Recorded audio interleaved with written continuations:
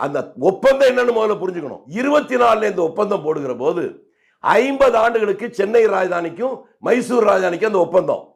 50 ஆண்டு முடிவில் இரு அரசுகளும் அமர்ந்து உட்கார்ந்து ரினியூவல்ங்கிற வார்த்தையை பயன்படுத்திருக்காங்க, புதுப்பித்துக் கொள்ளுதல். இவர்கள் புதுப்பிக்காமல் அந்த பேச்சுவார்த்தை இழுக்குது. அந்த தேதி தாண்டுகிற போது தமிழ்நாடு அரசு சுப்ரீம் கோர்ட்ல கேஸ் போடுது. அது மட்டுமல்ல, நீங்க ஊர்ல போய் விசாரிங்க, அவங்க சொல்லுவாங்க 5 பேர் கொண்ட ஒரு குழு, உங்க ஊரை சேர்ந்த கோசி மணி, சீர்காழி எத்திராஜ், மண்டை நாராயணசாமி, முரசொலி மாறன், மூப்பனார், இந்த 5 பேரை வச்சு காவிரி விவசாயிகள் சங்கம்ங்கிற பேர்ல எங்க ஊர்ல எல்லாம் எல்லா ஊர்லயும் வசூல் பண்ணி அவங்களும் ஒரு கேஸ் போடுறாங்க. அந்த தேதி முடிஞ்சிருது. எமர்ஜென்சி வருகிற போது அவர்களை மத்திய அரசை ப்ளீஸ் செய்வதற்கான அந்த குற்றச்சாட்டை வைக்கிறேன். யாராவது பதில் சொல்லட்டும். அமைச்சரவை கூட்டாமல், யாரிடமும் கலந்து பேசாமல் அந்த வழக்கை தமிழக அரசு, கருணாநிதி தலைமையில் அரசு திரும்ப பெற்றதா இல்லையா? அவருடைய கட்டுப்பாடு இருந்த அந்த 5 பேர் போட்ட வழக்கு அதையும் திரும்ப பெற்றார்களா இல்லையா? அந்த தேதி முடிஞ்சு போச்சுங்கிறதுனால தான் அடுத்தாப்புல கர்நாடக அரசு லேப்ஸ் ஆகி போச்சு இல்லைன்னு அவங்க சொன்னாங்க.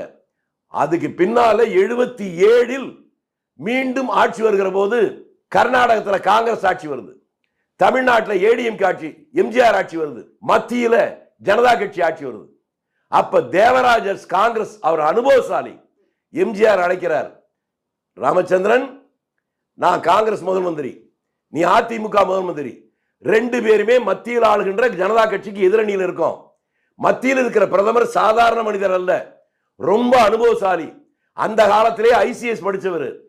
இந்த பிரச்சனை, காவிரி பிரச்சனையில நாம மட்டும் சரியா பண்ணிக்கலன்னா இதை வைத்தே நம்ம 2 பேரையும் அழிச்சிருவாரு, நமக்குள்ள ஒப்பந்தம் போட்டுக்கலாம். அதற்கு பின்னால் எம்ஜிஆர் ஒப்பந்தம் செய்து கொண்டு இருவரும் முடிவு செய்து 320 டிஎம்சிக்கு ஒப்பந்தம் முடிவு செய்து கையெழுத்து போடுவதற்கு ஃபைல் ரெடி பண்றாங்க. அந்த நேரத்தில் முரசொலியில் அடுத்த நாள் கையெழுத்து போட போறாங்க. முதல் நாள் முரசொலியில கடிதம் எழுதினார் இவர், எடுத்து பார்க்கட்டும் அவங்களே. 1000 இருந்தாலும் எம்ஜிஆர் மலையாளி தானே, அதனால்தான் தமிழகத்திற்கு துரோகம் செய்கிறார்.